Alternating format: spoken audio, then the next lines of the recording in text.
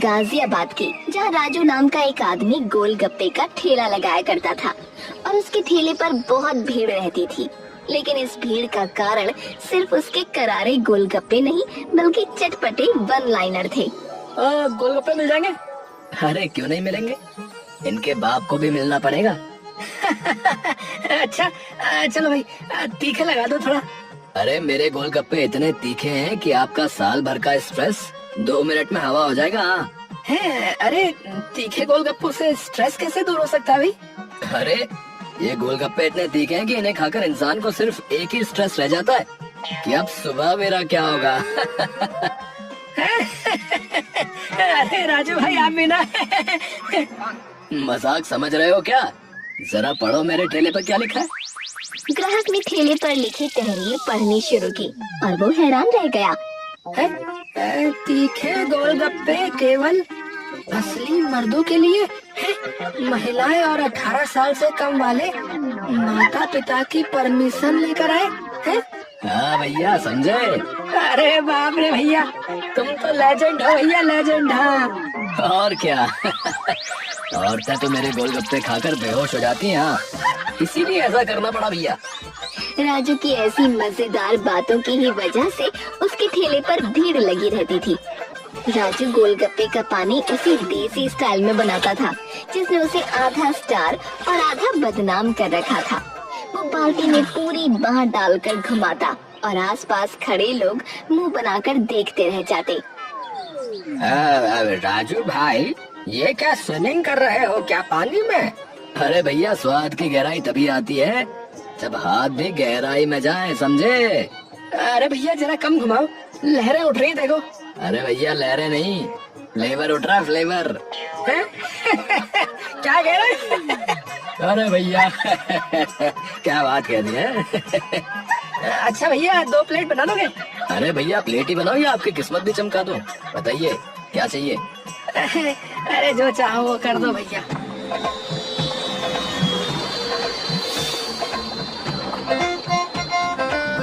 हो, देखो कौन आया है। इनके आते ही माहौल में खुशबू आ गई भैया। भैया, हमें जरा एक्स्ट्रा तीखा देना। अरे गप्पू साहब, जीप से धुआं ना निकला तो नाम बदल देना, बता रहा हूँ। कई लड़के फेक एटीट्यूड में आते कि हम तो सबसे तीखा खा सकते हैं। भैया, हमको दे दो सबसे तीखा। पक्का ना? कल के अखबार में कहीं नाम ना छप जाए, फिर आपका देख लेना। अरे रहने दो, दे तो दो।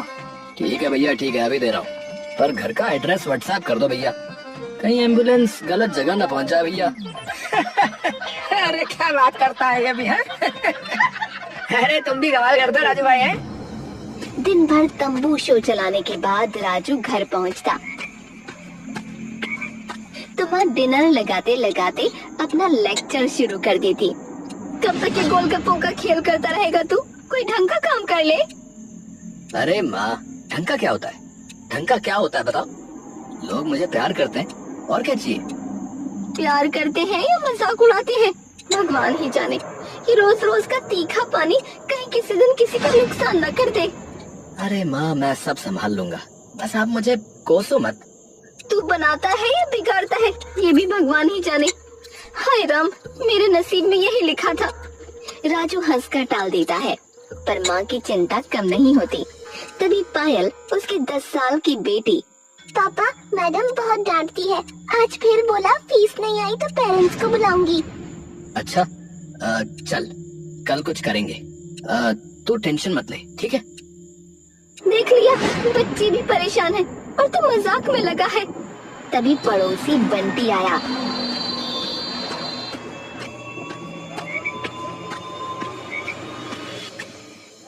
अरे राजू भैया, कल की रील 50,000 व्यू हुई है। हाँ। अरे छोड़ यार, तेरे व्यू का मैं क्या करूं बता। अरे भैया, इससे पैसे आएंगे तो तुम्हें भी दूंगा, फिक्र मत करो तुम।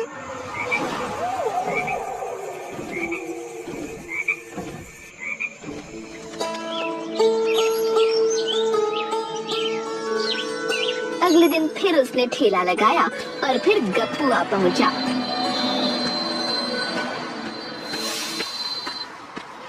यार राजू, तेरे डायलॉग का कॉपीराइट करा ले भाई, नहीं तो कोई नेटफ्लिक्स वाला उठा ले जाएगा, बता रहा हूँ। अरे भाई, तू भी ना बकलोल है भाई। औरतें बेहोश हो जाती है वाला डायलॉग यार, वो ना तू हटा दे। एक दिन पंगा ना हो जाए भाई। अरे मजाक है भाई, मजाक। लोग एंजॉय करते हैं यार ऐसी बातें सुन के। भाई मजाक ही तो सबसे बड़ा खतरा होता है आजकल, समझा तू? राजू हंसकर बात टाल देता, पर आने वाले तूफान की किसी को भनक नहीं थी। एक दोपहर की बात है।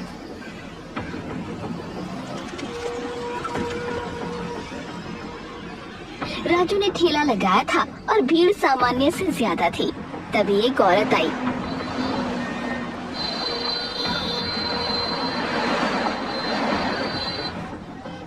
काले बुर्के में, चेहरा पूरा ढका हुआ।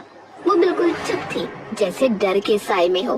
राजू ने अपनी आदत के अनुसार मजाक किया। अरे मैडम, आप यहाँ कैसे? ठेले पर देखिए क्या लिखा है। पता है, पर प्लीज खिला दीजिए। देखिए ध्यान से खाना, कहीं आप भी सीधे ना गिर जाए। हाँ। लेकिन वो औरत ना हंसी ना कुछ बोली, बस प्लेट ली और तेजी से खाने लगी। पहला गोलगप्पा, फिर दूसरा, जैसे किसी जल्दबाजी में हो। अरे अरे अरे, इतनी स्पीड! अरे वाह, लगता है आप तो रिकॉर्ड बना के ही मानेंगी। हाँ। लेकिन जैसे ही उसने तीसरा गोलगप्पा उठाया, उसकी उंगलियां कांपी। गोलगप्पा उसके हाथ से फिसला और अगले ही सेकंड वो जमीन पर गिर गई। अरे अरे, ये क्या हुआ? उठाइए इसे। भैया पानी दो, पानी दो। अरे ये तो हिल भी नहीं रही। एक औरत चिल्लाई, लगता है बेहोश हो गई। एक आदमी वीडियो बनाने लगा और हंसते हुए बोला, भाई भाई, वायरल कंटेंट भाई। लेकिन राजू घबरा गया, क्योंकि असल में आज तक कोई औरत उसके गोलगप्पे खाकर बेहोश नहीं हुई थी। अरे बहन जी उठिए, अरे मजाक मत करिए, उठिए प्लीज। पर वो हिल भी नहीं पा रही थी। उसका शरीर ठंडा होता जा रहा था। एम्बुलेंस बुलाई गई।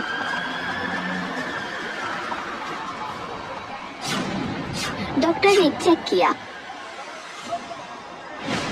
उसका चेहरा गंभीर हुआ और बोला, देखिए इनकी मौत हो चुकी है। सब हैरान रह गए। राजू के तो पैरों तले जमीन खिसक गई और वो भीड़ जो अब तक मजे ले रही थी भड़क गई। अरे भाई, ये वही तो बोलता था ना कि औरतें बेहोश हो जाती हैं। इसने सच में मार दिया। अरे भाई, इसका ढेला बंद कराओ यार, ये वरना औरों को भी मार देगा यार। बंद कराओ इसका ढेला। मीडिया की गाड़ियां आ पहुंची, कैमरे ठेले पर तान दिए गए। रिपोर्टर सीमा सामने आई। ये है वो ठेला और ये है वो आदमी जिसके गोलगप्पों ने जान ले ली। राजू पत्थर की तरह खड़ा था। उसका पूरा मजाक, उसका शो, उसकी खुशी सब राख हो चुके थे। उसके हाथ कांप रहे थे, आंखें फटी हुई थीं और दिमाग में सिर्फ एक ही बात घूम रही थी, ये मैंने क्या कर दिया? भीड़ अब भी सदमे में खड़ी थी। तभी दूर से पुलिस की सायरन बजती हुई आई। सड़क पर गाड़ियों का शोर शराबा। चारों तरफ से पुलिस ने घेरा डाल दिया और इंस्पेक्टर राणा आगे बढ़कर ठेले के सामने खड़ा हो गया। उसकी तेज आंखें ऐसे घूम रही थीं जैसे किसी को निगल जाए। हाँ भाई, ठेला सील करो उसका, कोई हाथ नहीं लगाएगा।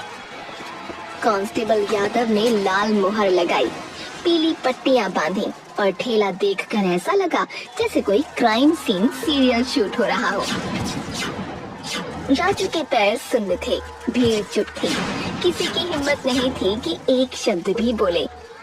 अबे राजू, तुम ही हो? इधर आओ। जी जी सर। अरे तुम तो रोज बोलते हो कि औरतें बेहोश हो लेती हैं। आज एक तो मरी ली, अब कुछ हो लिए। अरे क्या बड़ा के पिलाते हो भाई तुम ये गोलगप्पों में? राजू की आंखें भर आईं। उसका गला सूख गया। मजाक उसकी पहचान था, लेकिन आज वही मजाक उसके गले की फांसी बन गया था। सर कसम से ये सब मजाक था, बस बेचने का तरीका था। मैंने किसी को कुछ नहीं किया। इंस्पेक्टर साहब, राजू मासूम है, सब जानते हैं कि ये सिर्फ मजाक करता है, ये ऐसे ही बोल रहा है। अरे मजाक? अरे भाई तेरा मजाक लग रहा है कि एक महिला मर गई और सबूत कहाँ जा रहे हैं? सीधा तेरे ठेले की तरफ। इसी दौरान किसी कांस्टेबल ने फाइल लाकर राणा के कान में कुछ कहा। वो फाइल थी मृत महिला की पहचान की। मृत औरत थी नाजिया, एक टीचर, राजू की बच्ची के स्कूल की टीचर, जिसने फीस न होने पर राजू की अच्छी खासी बेइज्जती की थी। ओहो, अब तो कहानी साफ हो ली भाई। मर्डर का मोटिव मिल लिया। सर वो मेरी बेटी की टीचर थी, मैं क्यों मारूंगा उन्हें? राजू की हर बात राणा को झूठ लग रही थी। उसने तुरंत आदेश दिया और पुलिस राजू को पकड़कर ले गई। लोग उसे ऐसे घूर रहे थे जैसे वो सचमुच कोई कुख्यात अपराधी हो। राजू को थाने में लाया गया। कंक्रीट का ठंडा फर्श, लोहे की सलाखें और लोगों की कठोर नजरें सब राजू के दिल को चीर रही थी। तभी उसकी माँ हांफते हुए अंदर घुसी। साहब, मेरा राजू किसी को चोट नहीं पहुंचा सकता साहब, गोलगप्पे बेचता है, जहर नहीं। हाँ जी माता जी, सबूत मिल रहे हैं, हम काम कर रहे हैं। वो मजाक करता है, पाप नहीं साहब, दया करो साहब, सुनो तो। राजू की माँ रोते रोते जमीन पर बैठ गई। उसकी सिसकियां पूरे कमरे में गूंज रही थी। राजू उसे देखकर अंदर ही अंदर टूट गया।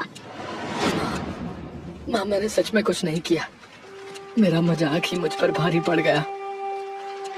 हाय भगवान, क्यों नहीं सुना मैंने अपनी बात करते वक्त। राजू घुटनों को पकड़कर बैठा था और सर सलाखों से टिकाए हुए चुपचाप रो रहा था। उसके बाहर गप्पू खड़ा था। डर उसकी आंखों में साफ दिख रहा था, लेकिन वो हिम्मत दिखा रहा था। लोग क्या बोल रहे हैं? अरे यार, कुछ तो कह रहे हैं कि तू इनोसेंट है, कुछ कह रहे हैं कि यार तू किलर है। अरे यार, मैं किलर नहीं हूँ भाई, गप्पू मैं कुछ नहीं हूँ। मेरी दुनिया मजाक में थी, कोई मर जाए ऐसा पाप में। मीडिया ने उसे गोलगप्पा किलर कहकर ब्रेकिंग न्यूज चला दी। शहर 2 हिस्सों में बंट चुका था। कई लोग नाजिया के लिए मोमबत्ती लेकर न्याय की मांग कर रहे थे, कई लोग कह रहे थे राजू निर्दोष है।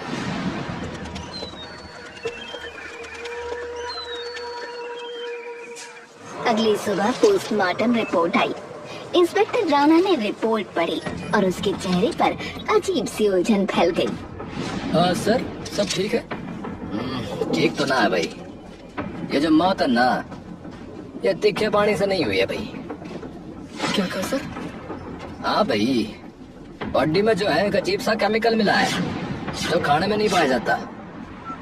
पूरे मोहल्ले में खबर बिजली की तरह फैली। लोग हैरान रह गए। राजू के ठेले की पूरी जांच हुई। इंस्पेक्टर राणा का रवैया थोड़ा ढीला पड़ा, पर मीडिया के डर से उसने राजू को छोड़ा नहीं। भाई ये जो मामला है वो कुछ और ही है, पर राजू को अभी रिहा नहीं करना। तो अब क्या होगा? अरे क्या होगा? जांच होगी और क्या होगा, गहराई से जांच करनी होगी। गप्पू थाने के बाहर खड़ा था। उसके दिमाग में एकदम बिजली सी चमकी। अरे भाई, अगर ठेले से जहर नहीं मिला तो जहर किसी और ने दिया होगा ना यार। किसी ने टीचर को टारगेट किया था भाई, राजू को नहीं।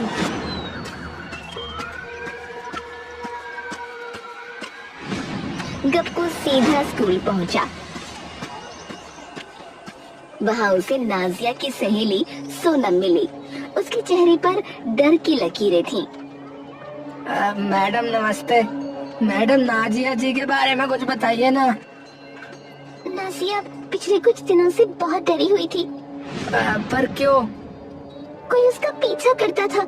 रात में अजीब नंबरों से कॉल आते थे। और वो स्टाफ रूम में बैठकर रोती थी, कहती थी वो फिर से फोन कर रहा है, वो मुझे देख रहा है। गप्पू की सांसें तेज हो गईं।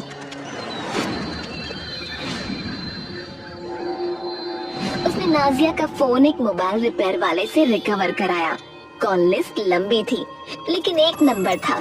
बार बार नंबर ट्रेस होकर एक झुग्गी बस्ती तक पहुंचा।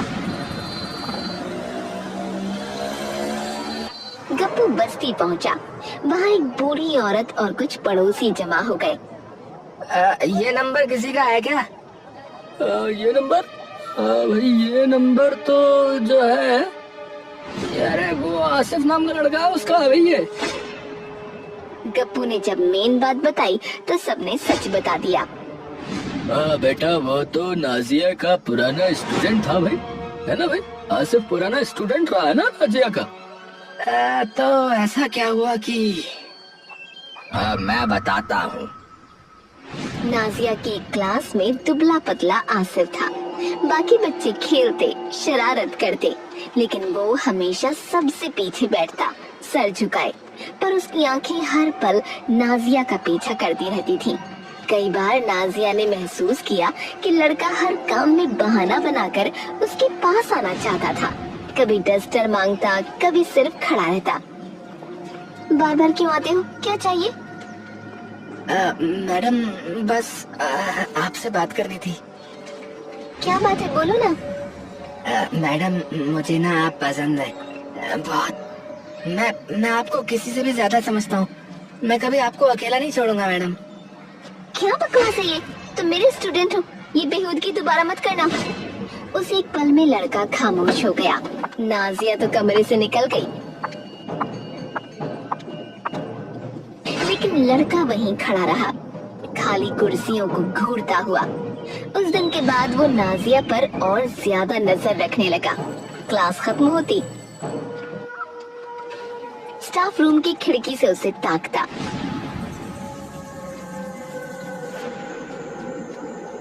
रात में बार बार फोन करता। वो सिर्फ मेरी है सिर्फ मेरी। हाँ, वो और किसी और की नहीं, वो और किसी की नहीं हो सकती। हाँ, वो मेरी नहीं बनी तो वो किसी और की भी नहीं बनेगी। हाँ, तो ये बात थी। हाँ, जब नाजिया ने बड़ा कर दिया तो वो सनकी हो गया था। कल रात वो एक बोतल लेकर निकला था बेटा। गप्पू के पैरों तले जमीन खिसक गई। गप्पू की आंखों में आग भर गई। मैं राजू को मरने नहीं दूंगा, असली कातिल को ढूंढ कर ही लेके आऊंगा। अब उसे साफ समझ आ गया था कि लड़का सिर्फ एक तरफा प्रेमी नहीं था, वो पागलपन की हद तक सनकी हो चुका था।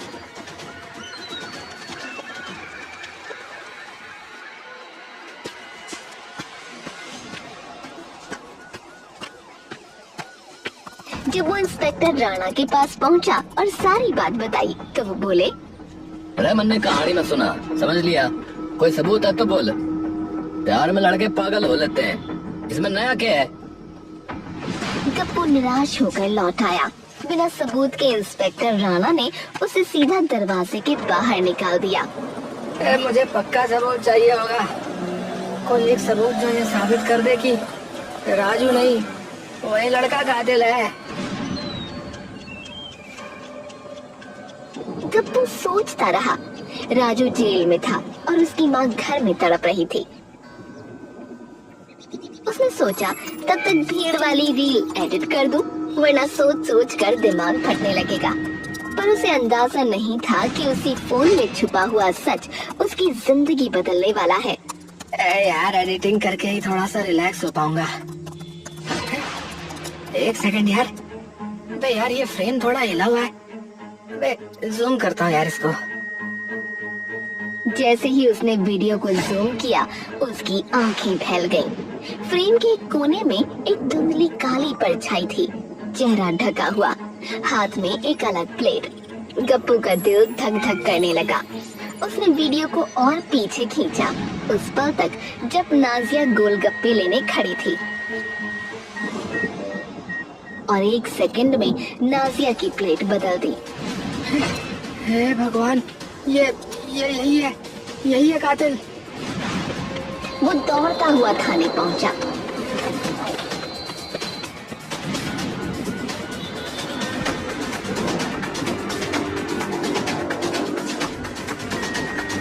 और परमिशन लेकर कमरे की स्क्रीन पर उसने वीडियो चलाया।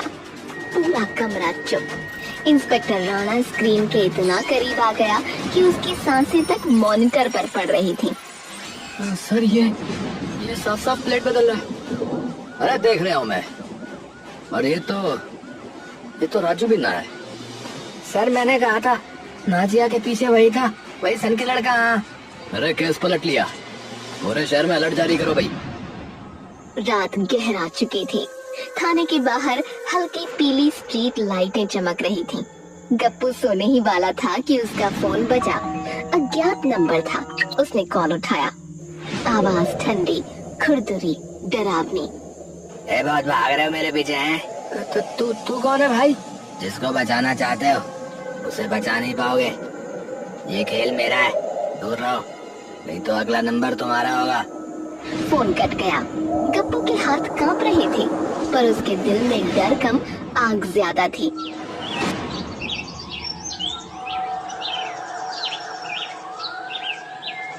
अगली सुबह राजू को कोर्ट ले जाया जा रहा था। भीड़ जमा थी। पुलिस, मीडिया, कैमरे, रोते हुए लोग, सब जैसे फिल्म की शूटिंग हो रही हो। गप्पू पुलिस के साथ खड़ा था, आंखें चारों तरफ घूमती हुई।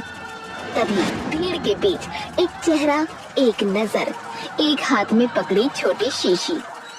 सर, उधर वही है। अरे पकड़ो उसे। वो लड़का था। लड़का भीड़ चीरते हुए भागा। पुलिस उसके पीछे। गप्पू भी पीछे पीछे दौड़ा। दिल धम धम कर रहा था। लड़का सड़क पार करके भागा, फुटपाथ पर चढ़ा, फिर फिसला।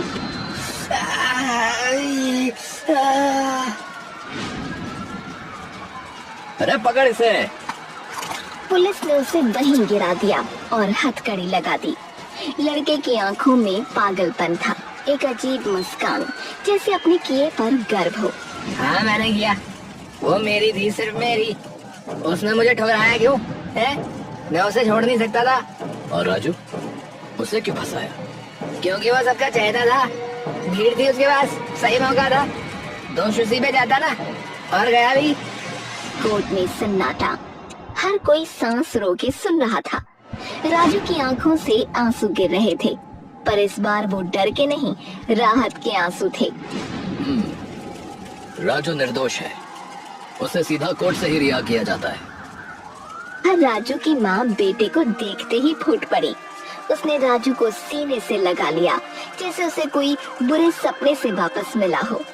मेरे बच्चे, भगवान का लाख लाख शुक्र है। माँ मैं बच गया। माँ, मैं सच में बच गया। उधर टीचर नाजिया की माँ आगे आई, आंखों में आंसू, पर दिल में कृतज्ञता। तुम दोनों ने मेरी बच्ची को न्याय दिलाया। तुमने बड़ी हिम्मत दिखाई बेटा। मैडम, ये तो हमारी जिम्मेदारी थी। मीडिया ने माइक आगे कर दिया। कैमरे चमक रहे थे। राजू ने गहरी सांस ली। मजाक और मनोरंजन एक हद तक ठीक है, पर जब मजाक सीमा पार करे तो ये जीवन भी बर्बाद कर सकता है।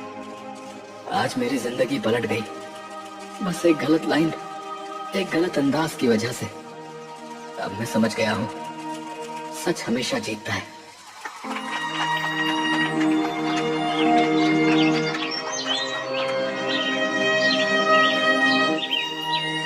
कुछ दिनों बाद राजू का ठेला फिर उसी जगह लगा। इस बार भीड़ पहले से भी ज्यादा थी, लेकिन ठेले पर एक नया बोर्ड चमक रहा था। हर बात मजाक नहीं होती, सच हमेशा जीतता है। भीड़ ताली बजा उठी। लोग उसे फिर से गोल